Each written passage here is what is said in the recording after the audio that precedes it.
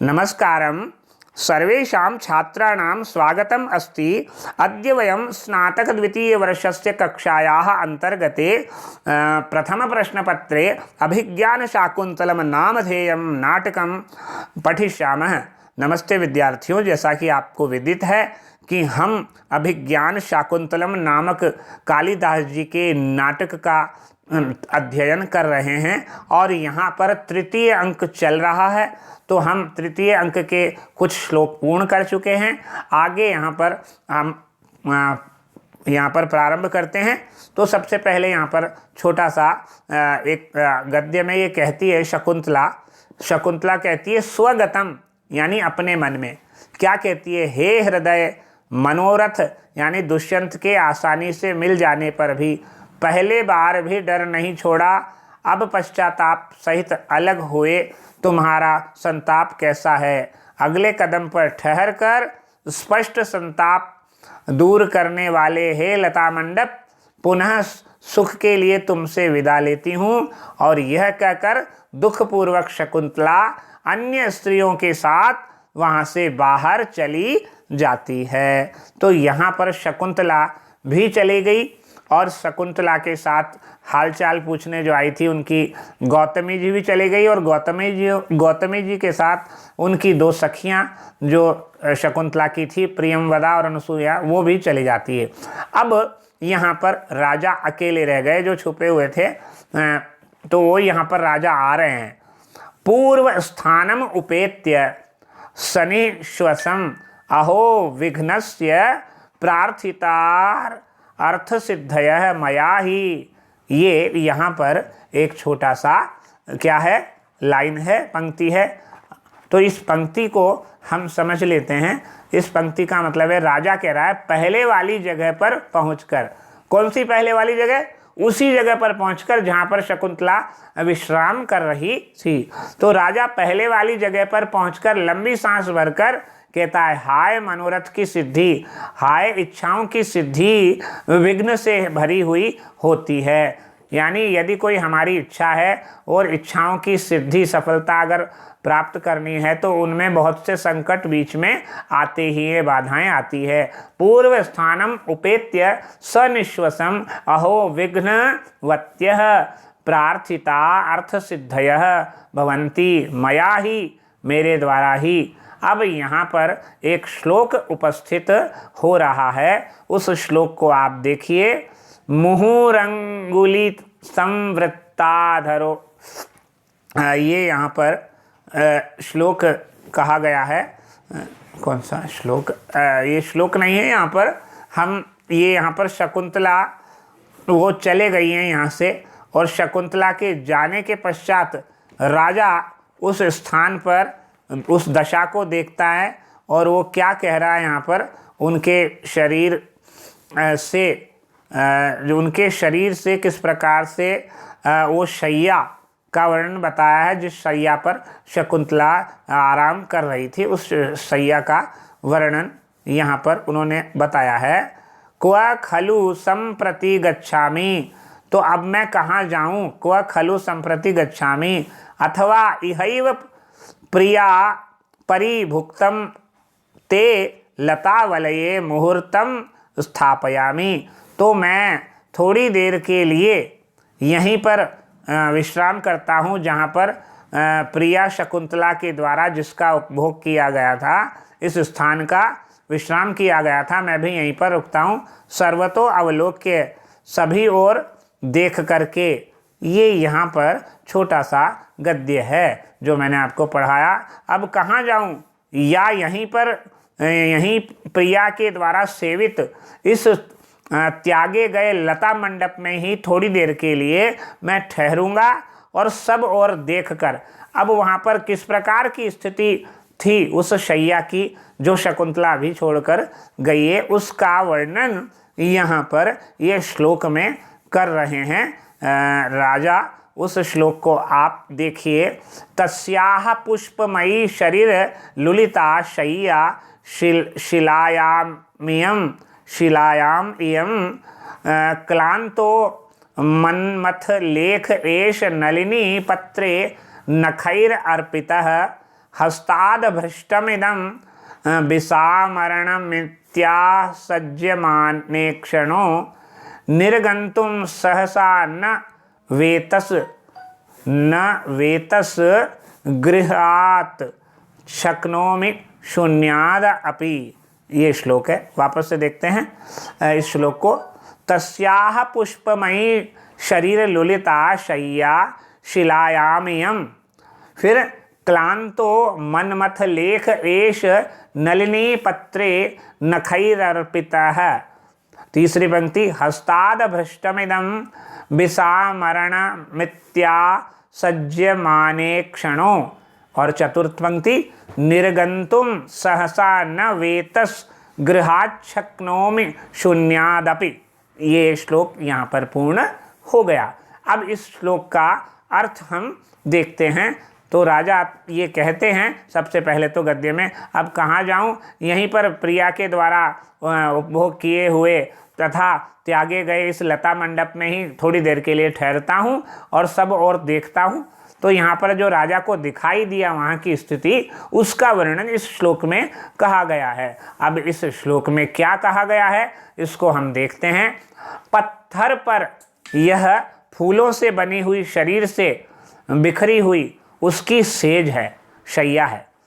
यहाँ पर पत्थर पर फूलों से बनी हुई शरीर से बिखरी उसकी शैया है। किसकी? शकुंतला की।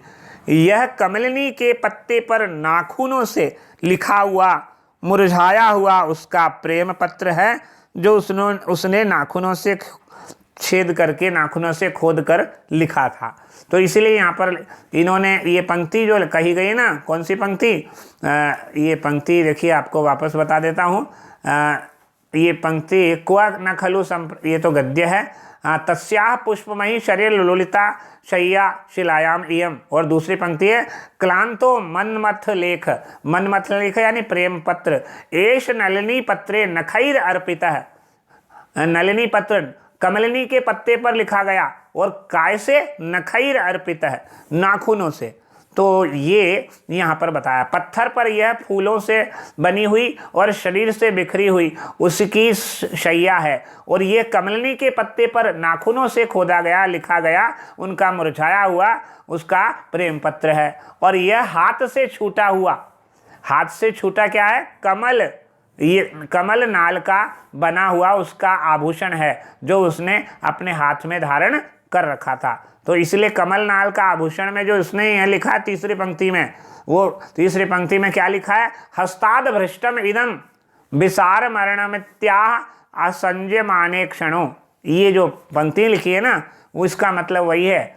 क्या है? यह हाथ से छूटा कमल नाल का बना उसका आभूषण है। यह सोचकर मैं इसकी दृष्टि चिपटी जा रही है। बेत के घर से, बेत के इस कुंज से मैं भले ही वह सूना हो चुका हो, लेकिन अचानक एकाएक निकल नहीं पा रहा हूँ, क्योंकि प्रिया के द्वारा उपभोग किया गया था। इसलिए अंतिम पंक्ति में ये कहा गया है, निर्गंतुम सहसा न वेतस गृहात शक्नोमि शून्याद अपि। यद्यपि ये स्थान शून्य है, ये कोई भी यहाँ पर नहीं है, फिर भी मैं यहाँ से निर्गंतुम सहसा न शक्नोमि, फिर भी मैं यहाँ से निकलने में समर्थ नहीं हो पा रहा हूँ। निर्गंतुम सहसा न वेतस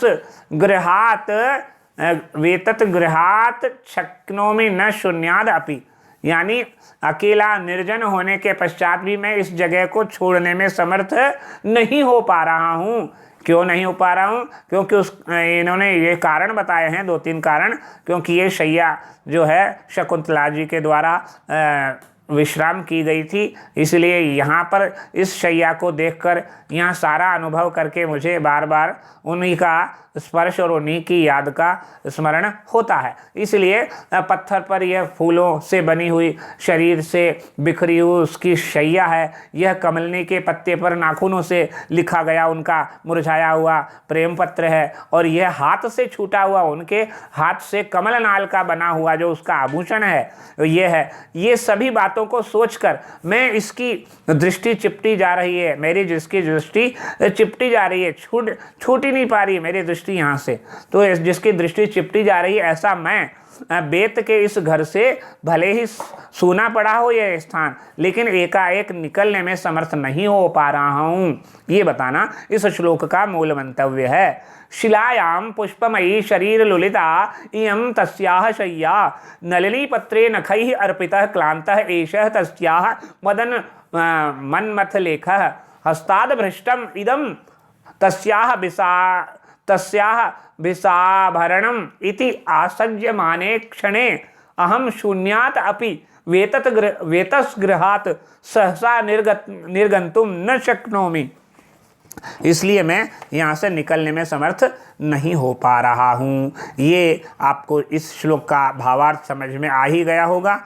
अब मैं आपको इसके बारे में थोड़ा सा बता देता हूँ। एषः अत्यंत निकटता का बोधक है। पत्र पढ़ने के लिए राजा उसके निकट जाकर उसे पढ़ने के बाद कहते हैं प्रिया के द्वारा लिखा हुआ और वह भी अपने को संबोधित पत्र है। यह बात मनोहरता ध्वनित करती है और नख में बहुवचन सूचित करता है कि हाथ के पांचों नखों का प्रयोग किया गया है, केवल एक नाखून से नहीं लिखी गई है। प्रस्तुत श्लोक में शार्दूल विक्रीडित छंद का प्रयोग किया गया है और यहाँ पर अलंकार कौन सा है? दीपक, हेतु, विशेषोक्ति, विभावना, संदेह, संकर, संसृष्टि और पदार्थ, हेतु, काव्यलिंग, अनुप्रास इत्यादि अलंकार भी है। वापस से बताते हैं, यहाँ पर प्रस्तुत श्लोक में शार्दूल विक्रीडित छंद है।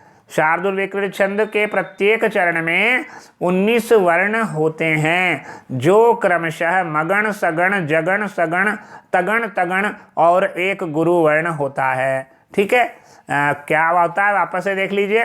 शार्दूल विक्रीडित चरण के प्रत्येक चरण में 19 वर्ण होते हैं। कैसे? मगण, सगण, जगण, सगण, तगण, तगण और 2 गुरु। और यति कहाँ पर होती है? 12 और 7 वर्णों पर यति होती है। पहले 12, 12 और 7 19 हो गए। हाँ, इसका लक्षण है सूर्याश्वैर यदि मह सजौस ततगाः शार्दूल विक्रीडितम्।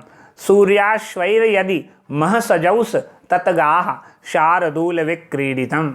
अलंकार कौन कौन से हैं? दीपक अलंकार, हेतु अलंकार, विशेषोक्ति, विभावना, ये दोनों अलंकार है। विशेषोक्ति और विभावना। संदेह अलंकार है, संकर अलंकार है, पदार्थ, हेतु, काव्यलिंग और अनुप्रास अलंकार भी घटित हो रहे हैं। अब आखिरी यहाँ पर हम श्लोक पढ़ते हैं, उसके पश्चात देखिए।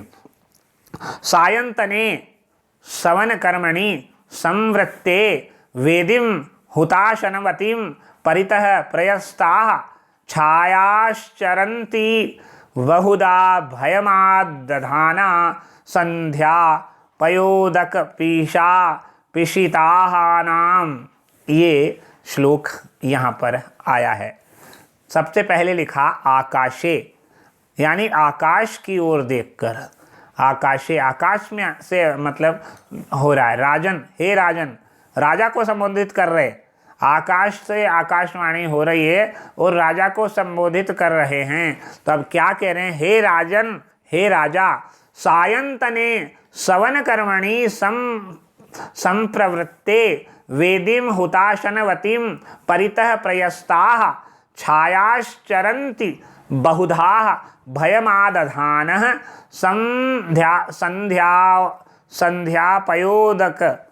संध्यापयोद कपीशाः पिशितानाम। इसका तात्पर्य यह है, आकाश में हे महाराज सायंकालीन यज्ञ कार्य भली भांति चलते होने पर, सायंकालीन यज्ञ कार्यों के भली भांति चलते रहने पर राक्षसों की अग्नि वाली वेदी के चारों ओर, राक्षसों की अग्नि वाली वेदी के चारों ओर फैली हुई ये डरावनी तथा संध्या के बादलों के समान आरक्त ये छायाएं, परछाइयाँ बार बार घूम रही हैं। तात्पर्य क्या हुआ? तात्पर्य यह हुआ कि भाई रात्रि निकट आ रही है और रात्रि के निकट आने पर यहाँ पर डरावनी परछाइयाँ जो है विघ्न डाल रही हैं काय में, यज्ञ के कार्यों में। इसीलिए यहाँ पर कहा गया आकाश में, हे महाराज, सायंकालीन यज्ञ कार्य भली भांति चलते होने पर राक्षसों की अग्नि वाली वेदी के चारों ओर फैली हुई, राक्षसों की क्या फैली हुई है, अग्नि के चारों ओर फैली हुई डरावनी तथा संध्या के बादलों के समान आरक्त छायाएं यानी परछाइयां बार बार क्या कर रही है, घूम रही है। सायंतने सवन कर्मणि संप्रवृत्ते हुताशनवतीं वेदिं परितः प्रयस्ताः भयं आदधाना संध्यापयोदकपीशा पिशितानां छायाः भ्रमन्ति। ये यहाँ पर ये श्लोक में ये बताया गया है। अब आपके सामने ये बता देते हैं कि यहाँ भयानक रस का चित्रण किया गया है। भयानक, जब भय लगता है तो वो भयानक रस होता है, भयंकर। तो यहाँ पर स्थायी भाव क्या होता है, भय। भयानक रस का स्थायी भाव भय होता है। विभाव क्या है, छाया, दर्शन। व्यभिचार भाव क्या है, यहाँ पर स्थायी भाव तो भय, विभाव छाया, दर्शन और व्यभिचार भाव है। ये यहाँ पर बताया गया है। भयानक रस है, स्थायी भाव भय है, विभाव छाया, दर्शन, व्यभिचारी भाव है। छाया तो क्या है, तीन बातें हैं। जब भी कभी रस की निष्पत्ति होती है तो यहाँ पर तीन चीज़ें होती है, एक स्थायी भाव, एक विभाव, अनुभाव और संचारी भाव। तो यहाँ पर जो भयानक रस है इसलिए स्थायी भाव तो भय हो गया, विभाव क्या होगा, छाया, और दर्शन क्या हो गया, व्यभिचारी भाव, देखना। तो यहाँ प्रतिमुख संधि में नर्म द्युति व उपासन अंग ये है, ये बताया गया। अब आगे यहाँ पर आगे बताया गया। भरत ने कभी आगे कोई इसमें खास बात नहीं है, सिर्फ इतना ही बताया गया है कि यहाँ पर ऋषि मुनियों की यज्ञों में यहाँ पर कौन बाधाएं उपस्थित कर रहे हैं, राक्षस उपस्थित कर रहे हैं। अब मैं आपको इस श्लोक का छंद एवं अलंकार बताकर यहाँ पर हम तृतीय अंक समाप्त करते हैं।